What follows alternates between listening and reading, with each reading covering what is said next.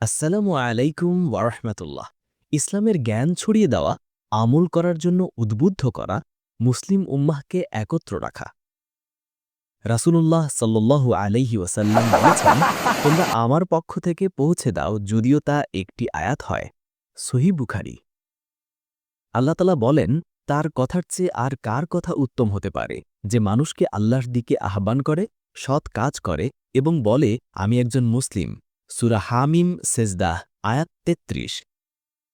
আমরা ৩০ পারা কোরআন সহজভাবে উপস্থাপন করছি, পাশাপাশি সহিহ হাদিসগুলো তুলে ধরছি।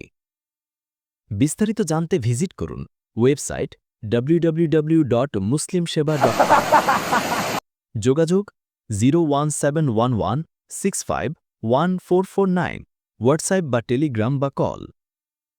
আসুন ইসলামের সেবায় একসাথে থাকি, নিজে আমল করুন আর লাইক, শেয়ার ও সাপোর্ট করে অন্যকেও উদ্বুদ্ধ করুন।